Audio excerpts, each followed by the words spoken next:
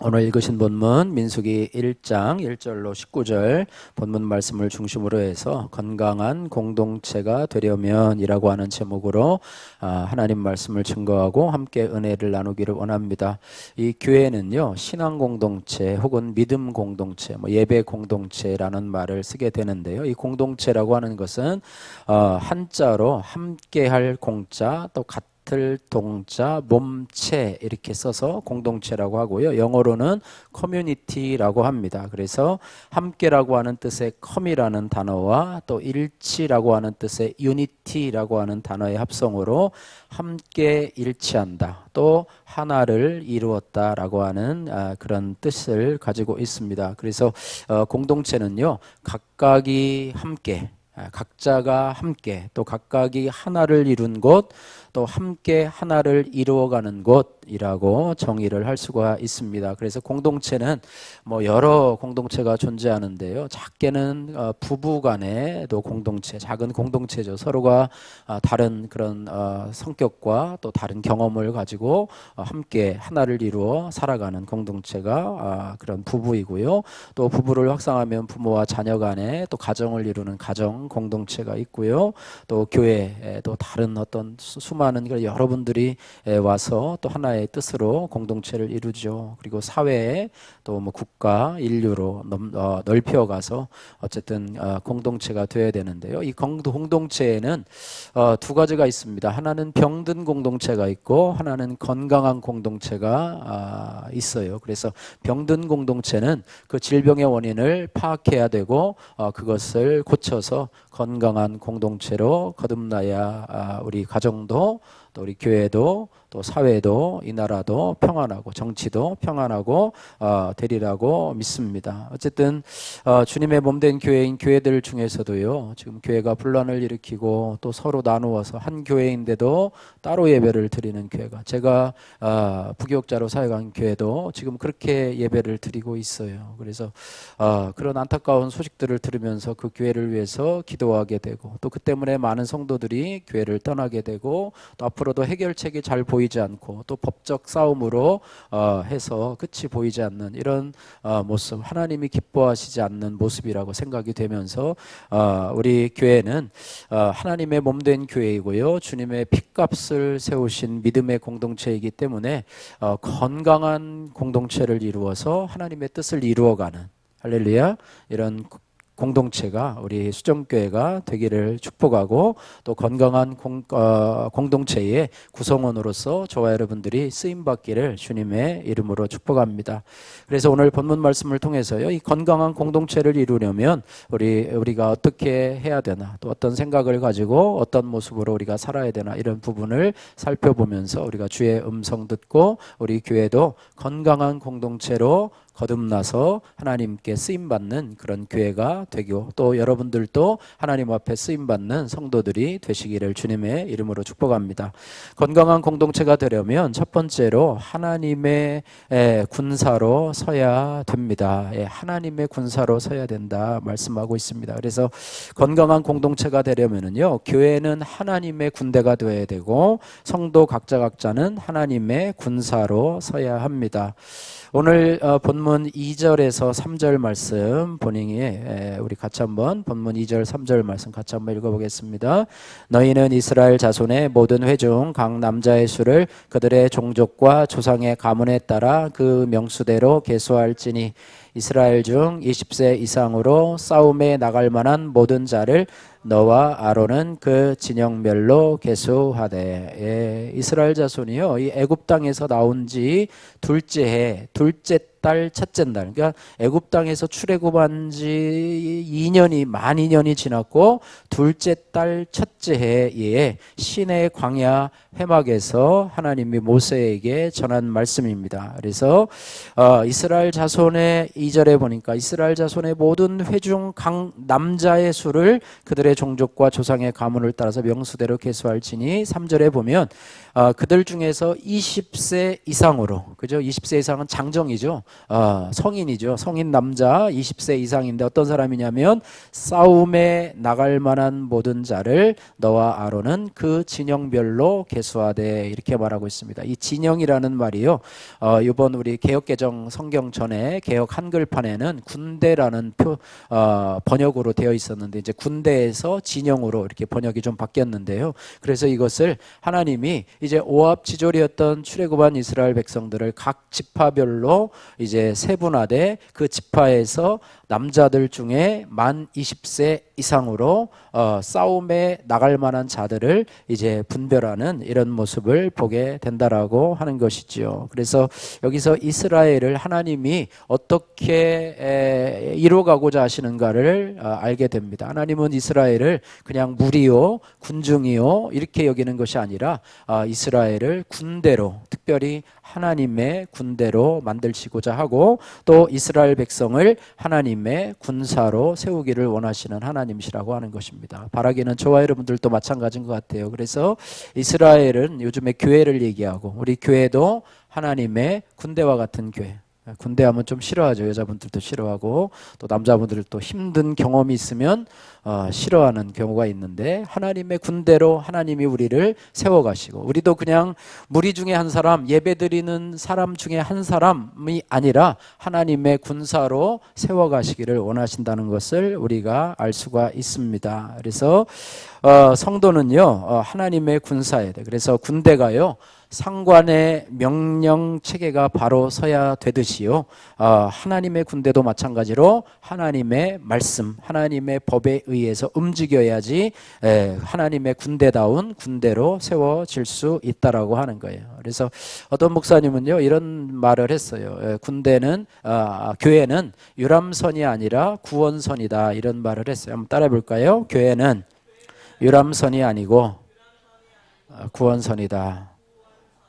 이 목사님은 저희가 전에 전도 이렇게 전도할 때 그때 서울에 가서 전도 훈련도 하고 또 거기서 전도 물품도 받아오고 정말 전도에 열정인 목사님께서 이 칼럼을 쓰셨는데요. 어떤 내용, 어떤 것은 이제 한국 교회에 대해서 조금 부정적인 그런 내용도 있고 좀 극단적으로 평가하는 부분도 있지만 우리가 귀 기울여야 할 부분이 많은 것 같아요. 그래서 이 구원선 교회라고 하는 것은요, 하나님이 원하시는 교회다. 하나님이 원하시는 교회는 유람선 교회와 같은 교회가 아니고 그분이 말하기를요, 우리나라 한국 교회의 95.5%는 유람선과 같은 교회이고 0.5%만이 구원선과 같은 교회다 이렇게 말씀을 하면서 유람선과 같은 교회의 특징은 구원선 교회의 역할을 잃어버리고 원래는 유람선 교회가 아니었는데 변질되었다 이렇게 말씀하고 있습니다. 유람선 교회는요, 여러분 요즘에 뭐 크루즈 여행 같은 게 이제 막 고급 그 큰 배를 통해서 크루즈 여행, 뭐 유럽 여행, 뭐 이런 관광 상품들이 있는데요. 유람선 교회는 소속된 교인들끼리 유람하듯이 관광하듯이 재미있게 한가하게 편히 지내는데 초점을 맞추고 있습니다. 그리고 좀 더 세련되고, 그러니까 이 목사님은 세 개로 나누고 있는데요. 대형 유람선 교회, 중형 유람선 교회, 소형 유람선 교회. 우리끼리만 잘 찌지고 볶고 잘 살자 이렇게 하면서 외부의 불신자를 구원하는 데는 별로 신경을 안 쓰고 또 밖에 다른 교회 교인들을 끌어오기에만 집중하는 그런 모습을 보여서 살아가고 있고, 밖에 영혼 구원에는 관심이 없으면서 성경 공부와 제자 훈련에만 또 성도의 교제에만 관심을 가지고 있고, 또 나름대로는 해외 선교를 하면서도 그것을 구원선이라고 착각하는 경우가 있다. 뭐 이렇게 이야기를 하면서 자국의 불신 영혼 구원보다는 뭐 해외에 교회를 세우는 데나 선교하는 데 뭐 물론 좀 극단적인 면도 있어요. 그렇다고 뭐 대형 유람선 교회가 뭐 그것만 하겠습니까? 뭐 전도도 하고 새생명 축제를 통해서 또 영혼들을 많이 구원하고 하는데, 어쨌든 이분은 어쨌든 그런 목회를 통해서 자신의 교회가 0.5% 안에 든 구원선 교회다 이렇게 이야기를 하고 있는 것 같아요. 그래서 저도 많이 공감을 하는데요. 또 어떤 분은요, 교회는 유람선이 아니라 군함이다라고 하는 또 주장을 하시는 분도 있습니다. 이것도 뭐 유사한 그런 내용인데요. 조금 좀 달라요, 해석이. 유람선의 경우는요, 어떻습니까? 대부분이 관광객이죠, 그죠? 관광하러 온 사람들이에요. 그 배에 탄 사람들은 관광하러 온 사람이고 거기에다가 돈을 지불하고 거기서 식사도 제공하고 프로그램도 제공하고 하는 것입니다. 그래서 거기에 선장과 거기에 직원들은 그들을 수종 드는 사람이고 거기에 탄 승객들은 수종을 받아야 되는 사람. 그래서 조금만 불편하면 이거 시정해 달라, 또 이거 고쳐 달라 얘기하는 사람이라는 것이죠. 그래서 유람선이 항해사들과 일꾼들을 제외하면 대부분의 승객들은 편하게 즐기는 사람이다. 그러나 군함과 같은 경우는 어떠한 것이냐? 거기에는 유람선을 관광하러 온 사람들이 거기에 타요, 안 타요? 군함에는 관광객이 타요, 안 타요? 안 타요. 거기에는요 다 역할이 지정되어 있습니다. 선장은 선장대로, 또 갑판은 갑판대로, 또 병사들은 병사대로, 요리하는 사람은 요리하는 대로 관리하는 사람. 그래서 그 군함의 목적은 뭐냐? 유랑하듯이 돌아다니는 게 아니라 전쟁을 목표로 해요. 적군을 물리치려고 거기에서 긴장하고 훈련하고 군기가 바짝 들어있는 그런 모습을 하게 되는데요. 정말로 저희 교회도 좀 군함이라는 얘기는 조금 왠지 조금 낯선 그런 개념이긴 하지만 각자의 역할이 있고, 그죠? 내가 교회에 와서 해야 될 역할이 있고, 내가 하나님 앞에 섬겨야 될 역할이 있고, 자신의 역할을 충실히 감당하는데 힘쓰는, 그리고 이게 전쟁이 아니라 영적 전쟁 가운데서 영혼 구원에 힘쓰는 그런 모습이 되어야 될 것이다. 이렇게 말씀하고 있습니다. 성경에 보면은요, 이 마하나임이라고 하는 용어가 있어요. 창세기 32장 1절에서 2절 말씀을 보면 이 마하나임이라고 하는 용어가 있는데요. 이삭의 아들 이 야곱이요, 형 에서와의 갈등으로 이제 외삼촌 라반의 집에서 20년 동안 이제 양을 치고 또 종으로 이렇게 살아가다가 이제는 고향으로 돌아오는 길에 있었습니다. 그런 도중에 고향을 향해서 길을 진행하고 있을 때 하나님의 사자가 야곱에게 나타나게 되는데요.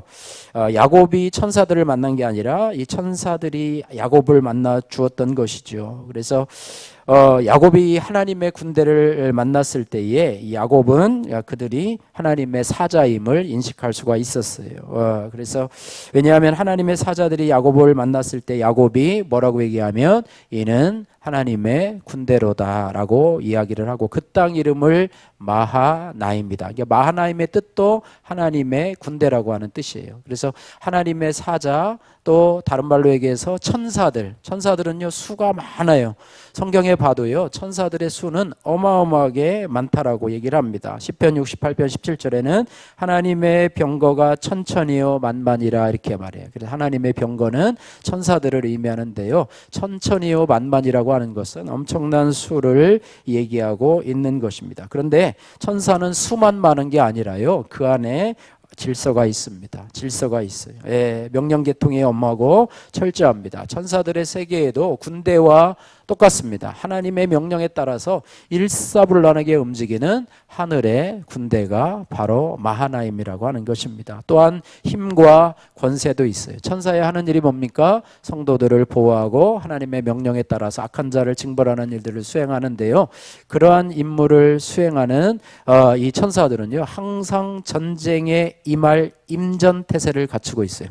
군대에 가보면요, 저희 때는 있었는데 요즘은 있을라나 모르겠네요. 5분 대기조라고 하는 게 있어요. 5분 대기조. 그래가지고 항상 군복을 입고요, 쉬지를 못해요. 그래가지고 5분 대기죠 하면은 뭔가 명령이 떨어지면 바로 그냥 즉시 출동해야 되는 5분 대기죠. 요즘 소방관들이 뭐 그런 것이죠. 소방관이 어디 불났다 그러면 막 부다다닥 자다가도 말고 막 부다다닥 해가지고 막 빨리 해가지고 그걸 출동해야 되는데, 어쨌든 그런 것처럼 천사들은 하나님의 명령만 떨어지면 언제든지 전투에 임할 만반의 준비를 하고 있다는 것이죠. 그래서 우리 교회도 하나님의 군대, 천사와 같은 그런 모습, 군함과 같은 그런 모습, 구원선과 같은 그런 모습으로 우리가 영적 전투, 영혼, 구원, 또 하나님이 우리에게 주시는 사명에 우리가 감당할 수 있는 그런 하나님의 군대가 되어, 또 우리가 하나님의 군사가 되어서 하나님의 명령에 따라서 움직이고 할 수 있는 그런 교회가 되어야 되면 좋겠습니다. 그래서 이런 교회가 바로 건강한 공동체라고 하는 것이죠. 그래서 제가 부교육자 생활을 한 15년 정도 했는데 이렇게 보면 1000명 교회이면 봉사하시는 분은 한 150명에서 200명, 그것도 많아요. 예, 나머지는 그냥 유람선 교인과 같이 그냥 교회에 와서 예배드리고 헌금하고 끝나면 가고 다음 주에 또 오시는 분들 뭐 이 정도고, 주중에 나와서 봉사하고 또 예배 전에 나와서 뭐 이것저것 봉사하시고 뭐 식당 봉사도 하시고 성가대도 하시고 교회 뭐 다 하시고 또 주중에 나와서 전도 지도 돌리시고 이러신 분들은 한 10% 15%밖에 되지 않고, 또 그 중에서도 또 군사와 같은 사람을 뽑으라면 150명 200명 중에서 몇 분이나 될까? 그러니까 하나님이 군사로 인정하시는 사람은 교회에서 얼마나 될까? 뭐 더 좁혀서 나는 하나님의 군사로 하나님이 보실까, 아니면 교인 정도로 보실까? 그죠?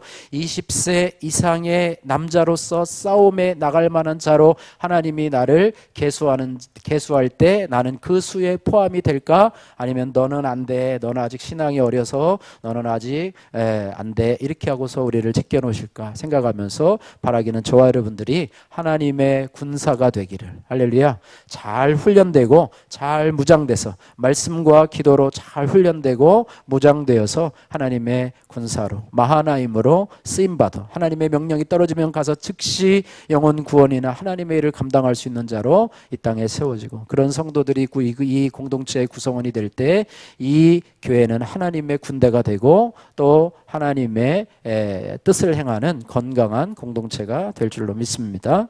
이런 은혜가 저와 여러분에게 있기를 주님의 이름으로 축복합니다.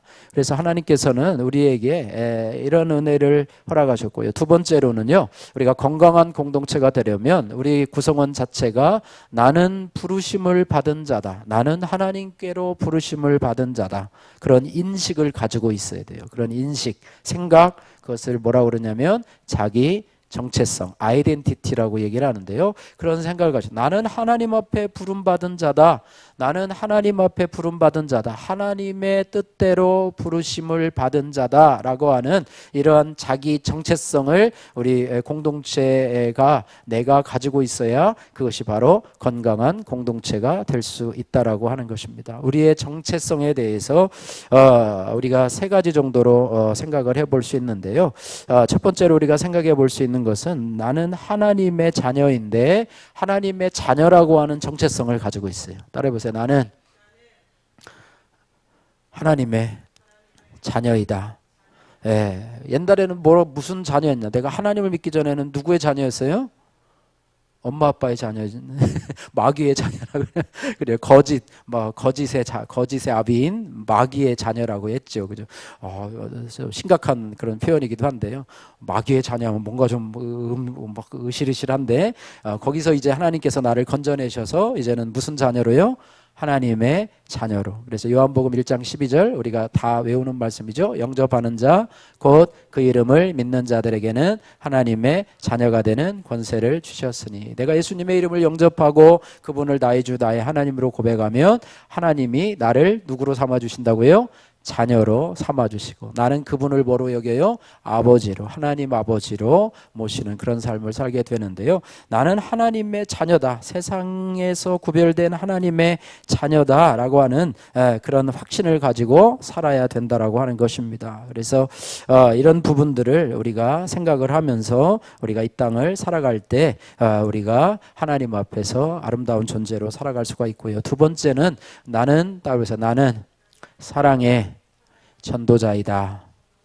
사랑의 전도자이다라고 우리가 우리 자신을 그렇게 생각을 해야 돼요. 그래서 세상에서 살아갈 때요, 세상은 우리의 믿음을 고분고분하게 여겨주지 않습니다. 우리를 고난으로 핍박으로 생각을 하게 되는데요. 우리가 세상 속에서 세상과 더불어 살아가봐야 되는데요. 그래서 우리가 인간적인 삶을 사는 것이 지혜롭다고 생각해서 세상과 타협하는 모습을 우리가 종종 보게 되는데요. 우리를 반대하고 우리를 멸시하는 바로 그 사람들의 마음을 여는 것이 참으로 중요한데, 그 열쇠가 바로 사랑이라고 하는 거예요. 사랑이라고 하는. 이게 인본주의적인 사랑이 아니고요. 주님의 사랑을, 예수님의 사랑을 내가 받았고 누렸기 때문에 그 사랑을 통해서 세상 사람들에게 접근하는 것이죠. 그래서 세상 사람들도 어떤 분은 그래요.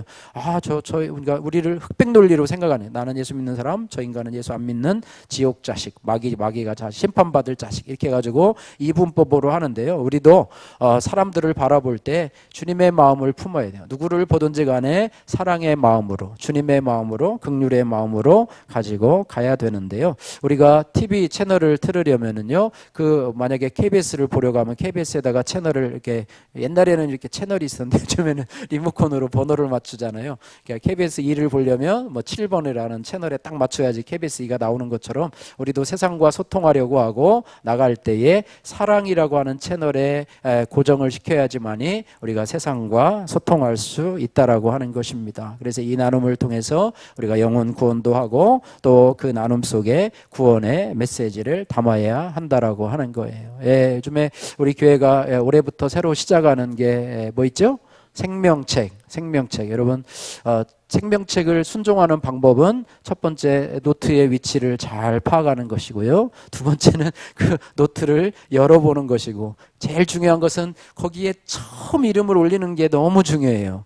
처음 이름 올리는 게 너무 중요해요. 근데 아직도 빈칸으로 있다고 한다면 이제 첫 이름, 내가 그 생명책에 1번으로 올릴 사람이 누구인가를 여러분 생각하면서 올려. 저도 매일매일 오늘 생명책에 누구를 올릴까 이렇게 생각하면서 지난번에도 운행하면서 이제 한 분에게, 시각 장애인 분에게 이제 물어봤어요. 전에는 물어보지도 않고 궁금했어요. 저분이 교회를 다니시나 안 다니시나 그랬는데 기본적인 질문이죠. 그래서 뒤에 다 혼자 이제 제가 앞에 운전하고 뒤에 이제 어디 가서 모셔다 드리면서 이제 혹시 교회 다니세요? 그랬더니 교회 다니셨대요.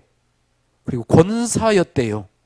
그런데 지금은요? 그랬더니 안 다녀요. 왜요? 그랬더니 그렇게 됐어요. 그래서 얼마나 안 다니셨어요? 그냥 2년을 안 다니시고, 그래서 지금 어떻게 하세요? 그러니까 성탄절이나 뭐 중요할 때는 가서 헌금을 한 번씩 하긴 하는데 안 다녀요. 그래가지고 저의 간증을 약간 했어요. 저도 교회 다녀요. 그러더니 교회 다니세요? 그러더라고요. 그래서 제 얘기를 잠깐 하고 저도 교회를 다니고 지금 청년 때부터 다녀가지고 한 30년 정도 교회를 다니고, 목사님이라고 하면 또 부담스러우니까 교회를 다녀요. 그렇게 하고 저도 원래 교회를 잘 안 다녔었는데 설교를 듣고 나서 혹시 네가 지옥 갈 자가 아니냐라는 그 음성을 듣고서 지금까지 한 번도 안 빠지고 교회를 다니고 있다. 우리가 예수 믿어서 지옥 가면 안 되잖아요. 그랬더니 그 권사님이 그렇죠, 맞아요, 지옥 가면 안 되죠. 그러면서 저도 언젠가는 다닐 거예요. 그래서 이제 집에 와서 그분의 이름을 적고 이분을 전도 대상자로 삼아야 될 거죠. 더 나가서는 어떻게 하냐면요,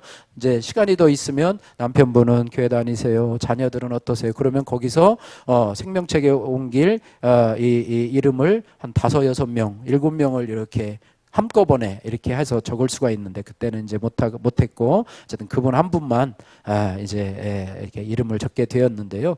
어쨌든 이런 마음을 가지고 우리가 생각을 하고 살아갈 때 하나님께서 우리에게 은혜를 베푸시고 영혼 구원의 은혜를 감당한다. 그래서 우리가 한번 따라해 보세요. 하나님의 자녀라는 정체성, 사랑의 전도자라는 정체성, 또 하나는요, 지혜로운 용사라고 하는 정체성을 가져요. 우리는 뱀같이 지혜롭고 비둘기같이 순전하게 이 세상을 대해야 돼요.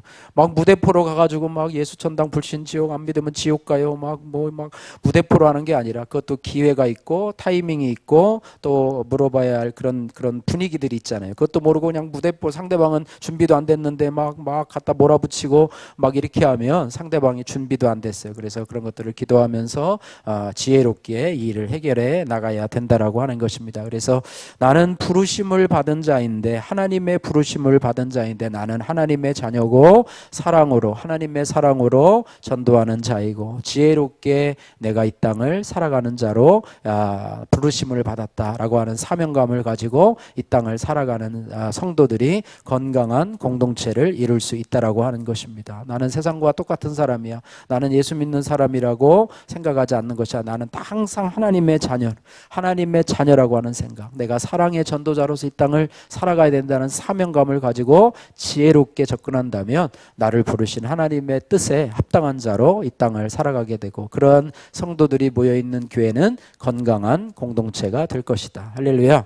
예, 이런 은혜가 있기를 소원하고요. 세 번째로 건강한 공동체가 되려면 따라해 보세요. 피차, 순종하며 협력해야 합니다. 예, 오늘 17절 18절 말씀해 보니까요. 모세와 아론이 하나님이 지명하신 각 지파의 지도자들과 함께 이스라엘 백성들을 소집하는 내용이 등장합니다. 17절 18절 말씀 같이 한번 읽겠습니다. 모세와 아론이 지명된 이 사람들을 데리고 둘째 달 첫째 날에 온 회중을 모으니 그들이 각 종족과 조상의 가문을 따라 20세 이상인 남자의 이름을 자기 계통별로 신고하매. 예, 지명된 이 사람들이요, 이제 모세와 아론을 협력하는 그런 장면이 나오게 됩니다. 그래서 그 사람들이 각 지파에 온 회중들을 모으는데 그 가문에 따라서 20세 이상인 남자의 이름을 신고하고 19절에 보니까요, 그들의 숫자를 세었다 이렇게 말해요. 각 지파의 20세 이상으로 싸움에 나갈 만한 자의 숫자가 몇 명이냐. 그래서 몇 지파의 그 대표는 그 지파에서 몇 명이다. 또 그 다른 지파는 또 그 지파는 우리가 전쟁에 나갈 만한 20세 이상의 남자는 몇 명이다. 이렇게 해가지고 각 지파별로 계수를 하게 되는데요. 그들이 협력하고 순종하고 또 그 일에 함께하지 않으면 이 일을 이룰 수가 없습니다. 그래서 모세와 아론을 돕는 자로 그들의 12지파의 각 리더들이 세워지고 그들이 이 일에 순종하고 협력해야 한다라는 것을 우리가 알게 되는데요. 이처럼 건강한 공동체를 이루려면요, 지도자뿐 아니라 구성원들도 하나님의 명령에 이해타산 없이 순종하며 서로 협력해야 합니다. 갈라디아서 6장 2절 말씀에 너희가 짐을 서로 지라 그리하여 그리스도의 법을 성취하라 이렇게 말씀하고 있습니다. 그래서 공동체 안에서의 사랑이 뭐냐? 서로의 짐을 지는 것. 서로의 짐을 지는 것. 아까 구남에서도 그랬죠. 각자의 역할이 있다는 것입니다. 우리 안에 우리가 교회에 출석할 때 내가 교회 안에서의 역할은 무엇인가 이런 부분들을 생각하면서 우리가 살아가야 돼요. 우리가 개인적이나 이기적인 영성을 추구하지 말고 서로 힘든 것들은 도와줘. 우리 소그룹에서도 어떤 나눔을 할 때도 그래요. 저분이 자기의 솔직한 그런 죄와 어떤 연약함을 고백하면 그런 줄 몰랐는데 뭐 그렇네 그러면서 밖에 가서 어느 권사가 그렇대 어느 집사가 그렇대 라고 그렇게 하라고 고백하는 게 아니라 그런 연약함들을 품어주고 함께 기도하고 서로의 짐을 나누라는 것이죠. 내가 이런 어려움이 있어 이런 부분을 좀 함께 기도했으면 좋겠어 라고 해서 그분들의 짐을 같이 나누어지면 할렐루야. 그죠? 뭐 기쁨은 뭐 나누면은 뭐가 되고 뭐 슬픔은 나누면 뭐가 되고 뭐 이런 말도 있잖아요. 그죠? 기쁨은 나누면 배가가 되고 슬픔을 나누면 반이 된다라는 말이 있는 것처럼 우리 성도가 공동체라고 하는 것은 서로 짐을 지라 그리고 그리스도의 법을 성취하라 이렇게 말씀을 하고 있는 것입니다. 그래서 우리 안에 이런 것을 하려면 서로 짐을 지려면요 우리 안에 섬기는 모습이 있어야 돼요. 예수님께서 이 6월절 전날에 식사를 하시는데요. 이 세족식을 하잖아요. 세족식을 하는데 유대인들은요 밖에서 돌아오면 그 손과 발을 씻는 그런 습관들이 있어요. 그것을 이제 결례라고 하는 해식인데요.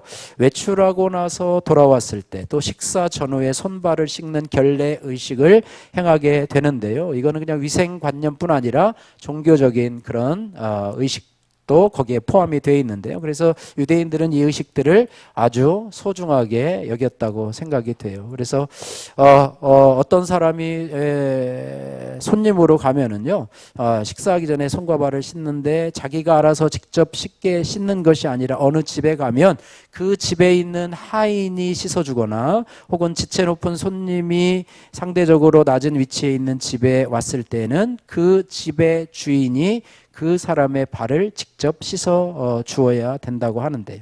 그렇게 했다고 해요. 그런데 다락방에 모였을 때는요, 예수님과 제자들만 모였기 때문에 예수님이 오시면 누가 발을 씻어줘야 되겠습니까? 예수님이 오시죠. 지체 높으신 분이 왔는데 스승과 제자면 누가 발을 씻어줘야 돼요?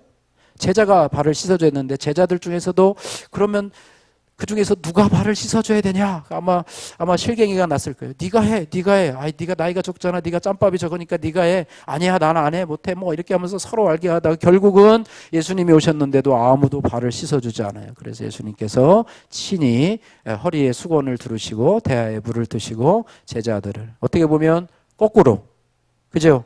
원래는 제자들이 예수님의 발을 씻겨주는 것이 유대인의 결례 의식인데 반대로 예수님께서 제자들의 발을 씻기면서 겸손의 본을 보여주시고 섬김의 본을 보여주셨다라고 하는 것입니다. 예.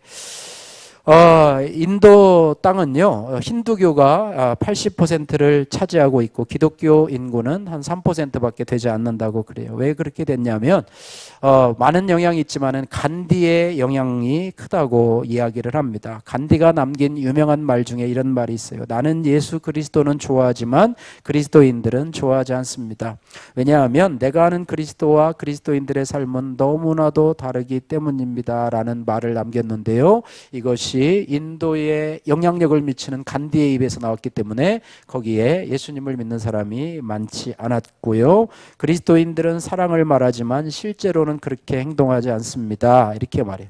이 간디가요, 왜 이런 말을 했냐면 간디가 영국에 유학을 갔을 때에, 영국은 크리스찬 국가잖아요, 그죠? 예수님을 믿는 사람들이 많은 국가인데 거기서 이 간디가요 피부색이 다르다는 이유로 무시를 당했다고 그래요. 예, 혈색이 다르다는 이유로 차별하고 무시다. 버스를 탔을 때에도 여기는 백인들이 타는 곳이지 너 같은 인간이 타는 곳이 아니라며 뺨을 얻어맞고 버스에서 내리기도 했다고 합니다. 예, 그래서 그 결과 인도 땅에는요 기독교를 받아들이려고 하지 않는다고 그래요. 위선적인 종교, 말로는 사랑을 외치면서도 사람을 무시하는 이중적인 종교를 어떻게 참 종교로 여길 수가 있는가. 그래서 인도는 예수님의 제자 도마가 인도에 가서 복음을 전했다고 전해지기 때문에 2000년이라고 하는 선교 역사를 가지고 있는 나라지만 아직도 기독교 인구가 3%밖에 되지 않는다고 그래요. 그것은 바로 그리스도인들이 잘못했기 때문에. 그래서 나보다 남을 낮게 여기고, 할렐루야. 예, 그 건강한 공동체의 성도들은요 나보다 남을 낮게, 교회 안에서도 그렇고 교회 밖에서도 그렇고 나보다 남을 낮게 여기고, 할렐루야. 무시하고 차별하고 이런 것이 아니라 나보다 남을 낮게 여기고, 그 나보다 남을 낮게 여길 수 있는 방법은 뭐냐면 그들에게 나보다 나은 점을 찾으라는 거예요. 다른 점은 나보다 못할지라도 나보다 한 가지라도 잘하는 점이 있으면 그것을 바라보고 나보다 남을 옅게 여기라는, 그것이 바로 겸손한 마음이겠죠. 이런 마음으로 우리 교회 안에서도 이렇게 서로 협력하고 복종하고 또 서로 짐을 지고 갈 때 이것이 바로 건강한 공동체가 되고, 여러분이 사회생활을 하면서 밖에서도 여러분이 나보다 남을 낮게 여기고 그들의 발을 씻겨주는 삶을 살아갈 수 있다면 그것이 바로 하나님의 건강한 공동체로서 의 군사적인 역할을 감당하는 것이고, 불신자에게도 교회 다니다가 낙심한 자들에게도 그렇게 할 때 그것이 바로 전도의 통로가 될 수 있다는 것을 우리가 기억해야 합니다. 큐티인 간증의 종합 선물 세트라고 하는 이광준님의 큐티인 간증입니다. 저희 아버지는 알코올 중독자이셨고 어머니는 아버지 때문에 받는 스트레스를 자식들에게 푸셨습니다. 그래서 저희 6 형제는 항상 부모님 눈치를 보며 살았습니다. 이런 가정이 너무 싫었던 저는 예비 장인어른과 장모님 사이가 너무 좋은 것을 보시고 결혼을 결심했죠. 아내에 대한 사랑보다는 이런 가정의 일원이 되어서 사위가 되고 싶다는 마음이 컸지요. 그러다 보니까 결혼 생활이 순탄치 않았습니다. 하던 일에 실증이 난 저는 주식을 하기 시작했고 손해가 나자 아내 몰래 사채까지 썼습니다. 빚이 도저히 감당이 안 돼서 아내에게 조심스럽게 얘기를 했는데 아내가 다행히 그 빚을 갚아주었는데, 그럼에도 불구하고 계속 몰래 주식을 하니 아내는 제게 겁을 주려고 이혼 얘기를 꺼냈습니다. 마침 저는 오히려 잘 되었다 생각하고 이혼 서류를 제출을 했습니다.